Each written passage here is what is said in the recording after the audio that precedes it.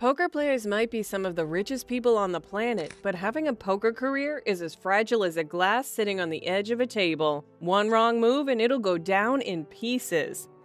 A similar thing happened to one of the most popular poker stars. This is the story of how Scotty Nguyen, the Prince of Poker, went from hero to zero. The journey of his epic downfall started with bad decisions and involved a lot of alcohol.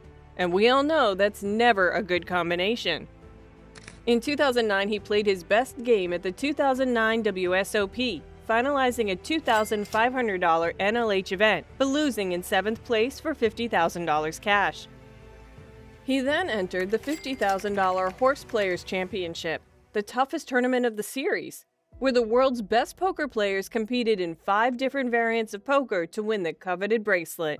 Not only was this the biggest buy-in tournament at the time, but it was also limited to the world's finest poker players, who competed in 5 distinct poker variants to win the much-coveted bracelet. He was still present when the final table rolled around, but he had begun the day by ordering the first of many beers. However, he had luck on his side throughout the event, and he performed admirably in all variants. Yet the more beers he drank, the more he berated the other players, insulted the staff, and conducted himself in ways that no professional should.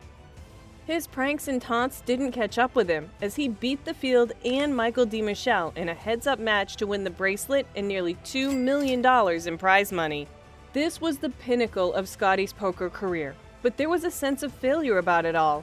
This was a live television event, and as a result, thousands of fans witnessed him acting in the most unprofessional and immoral manner possible. Poker journalists and players agreed that the WSOP had not done enough to prevent him from engaging in such behavior, but the event had concluded and he had won his 5th bracelet. To redeem himself, Nguyen apologized to his supporters in many interviews and stated that he acted inappropriately, violating various poker etiquette. The one thing WSOP should have done was limit his alcohol consumption at the table, as practically everyone in the room knew he had an issue with it. However, this tragedy resulted in one positive outcome. He swore never to drink alcohol during televised poker tournaments and never to recreate such a disaster on television again. Unlike investors, businesses, and even sports players, poker players don't reveal all of their profits and losses to the general public. That might as well be the moment his whole poker career went down the drain, but that doesn't mean his early life wasn't filled with successes. Scotty Nguyen, born in Nha Trang, Vietnam in 1962, is a renowned poker player who has overcome numerous obstacles to become the world's most successful player. Born in Vietnam, his parents moved him to Taiwan at an early age, and by the time he was 14, he found a sponsor in Orange County, California.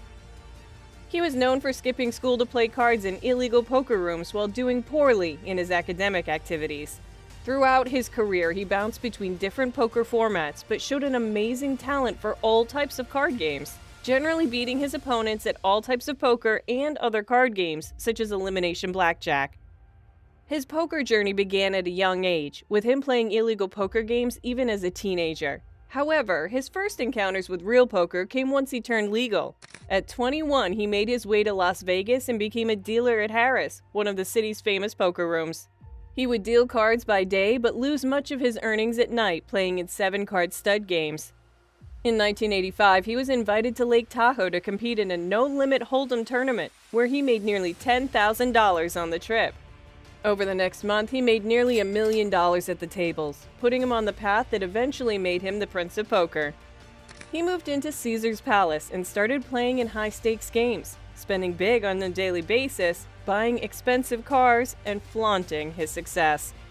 However, the lifestyle quickly caught up with Scotty, who started abusing alcohol and drugs at a relatively young age. Before long, the million he had won was gone, and he was back to the low-stakes games. Poker in the 80s and early 90s was mostly about cash games, which all the professionals were grinding. Tournaments started to become the next big thing in the late 90s, and his poker journey would once again get on track. He started grinding the tournaments in 1995 and 96, but it was only in 1997 that he caught a major break at the World Series of Poker. Over the coming years, he played poker tournaments of all stakes, routinely winning 100 buy-ins or more in smaller stakes events, keeping his bankroll steady while playing cash games on the side. He once again cemented his name as the Prince of Poker, which he had acquired for wearing lots of jewelry at the tables at the 2001 World Series. After winning a pair of bracelets at the 2006 WSOP, he had notable results at the 2007 edition, including an 11th place finish at the main event, which put him close to repeating his earlier success and earning him almost half of his first place money from 2001. He has won $12.6 million in tournaments during his nearly 30-year poker career.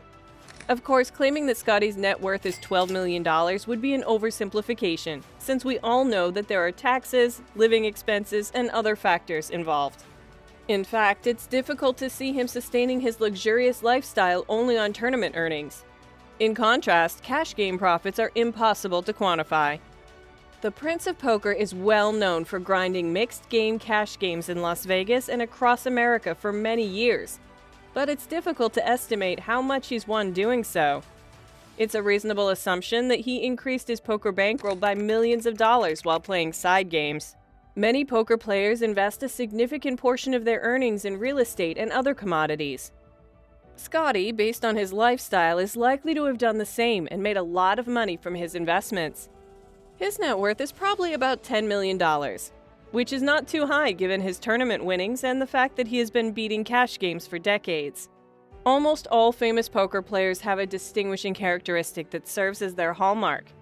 Some players have scary glances, while others wear hoodies and sunglasses, and Scotty has a huge personality. But the question is, where is the Prince of Poker now? It's been a long time since the Prince of Poker won a major poker accolade, and the amount of events he's appeared in has decreased in recent years. Part of the reason for this is the ever-increasing number of tournament poker players, making it tougher to emerge victorious and earn titles. Another factor could be that the fields are harder and the opponents are far more difficult to beat. Nonetheless, anyone who believes the Prince of Poker's career has come to an end would be quite mistaken. The Vietnamese-American pro is highly active in the poker world to this day, and can frequently be found in the company of the game's greatest icons such as Phil Hellmuth and Daniel Negreanu. The global epidemic certainly put the entire poker community on hold, but that didn't stop him and his close poker friends from having a nice time and sharing stories from the past.